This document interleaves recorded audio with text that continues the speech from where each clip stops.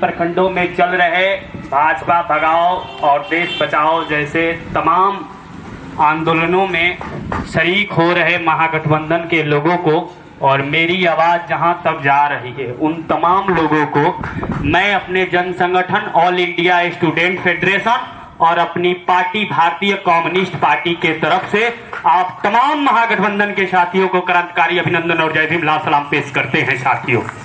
साथियों, जिस दौर में हम लोग उस जालिम सरकार के खिलाफ धरने पर बैठे हैं, सही में वो दौर सबसे भयावह दौर है।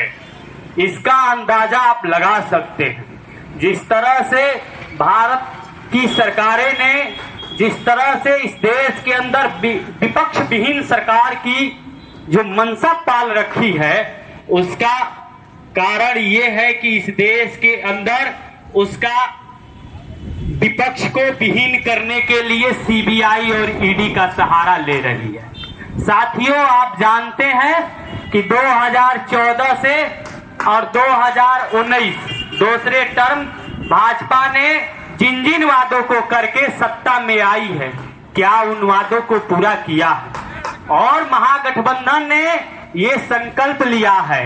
हम ये कह रहे हैं कि ये लड़ाई बहुत लंबी लड़ाई है। ये लड़ाई एक किसी को सत्ता दिलाने और किसी को सत्ता से हटाने की नहीं है। हम ये कह रहे हैं कि जब इस देश के अंदर लोकतंत्र रहेगा तब हम चुनाव प्रक्रिया में जाएंगे। और ये जुल्मी सरकार इस देश के अंदर लोकतंत्र को खत्म करना चाहती है। ये सबसे बड़ा सवाल है। इस देश के अंदर मान सम्मान की लड़ाई है और हम तो कहते हैं कि क्या इस देश के अंदर लोगों की अस्मिता बचेगी कि नहीं बचेगी, ये सवाल है कि नहीं है, ये सोचने की बात है। और जिस तरह से आप जानते हैं कि विपक्षी एकता के नाम पर हमारे प्रिय मुख्यमंत्री नीतीश कुमार ने जिस तरह से बीड़ा उठाया है, उसका कारण ये है कि उनके सरकार के लोगों को के द्वारा उनको परेशान करने की कोशिश किया जाता है। अभी आपको एक बात बता देते हैं कि तमिलनाडु की सरकार स्टालिन ने जिस तरह से विपक्षी एकता को लेकर उन्होंने बोला है और उन्होंने कहा है कि 23 तारीख को पटना में हो रहे मीटिंग में हम शामिल होने जा रहे हैं। आपको पता होना चाहिए कि सीबीआई उनके यहाँ भी दस्तक दे चुकी है और उनके एक मंत्री को गिरफ्तार कर लिया गया है। साथियों, ये सबसे बड़ा बात है। इस बात को कौन सोचेगा? इस बात को हम लोग सोचेंगे।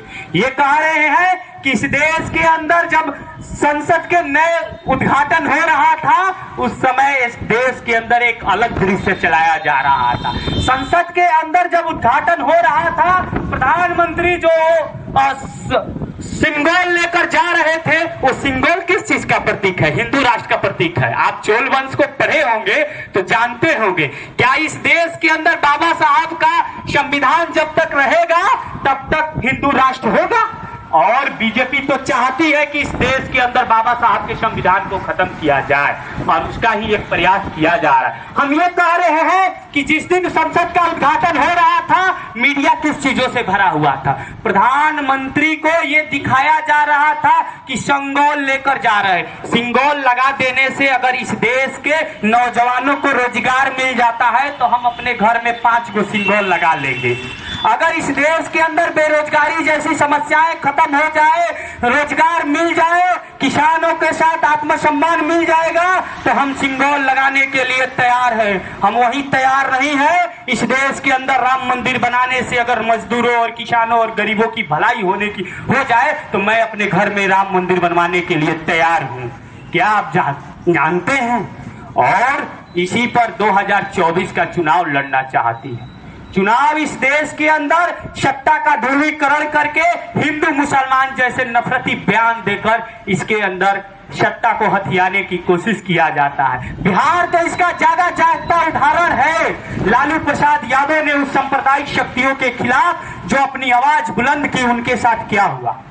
हम कह रहे हैं कि बिहार के अंदर ही नहीं, पूरे भारत के अंदर जो छोटी छोटी पार्टियां हैं, क्या उनका अस्तित्व बचेगा या नहीं बचेगा? क्या वो इस देश के अंदर अपनी जमात का बात करेंगे कि नहीं करेंगे? हम बस ये कहना आए हैं कि जात के खटाल बंदी से निकलिए और धर्म से के भी खटाल बंदी से निकलिए। हमको भी धर्म की आस्था है दोस्त।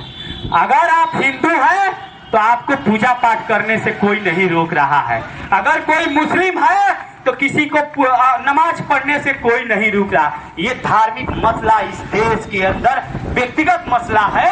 हम ये कह रहे हैं कि जात के खटालबंदी से निकलिए और धर्म के खटालबंदी से निकलिए और महागठबंधन के द्वारा इस बड़े जो आंदोलन को लेकर ये प्रपोजल दिया गया है और बिहार इस देश के अंदर क्रांति की भूमि रही है और बिहार ने जब जब हुंकार भरा है सत्ता परिवर्तन हुआ है।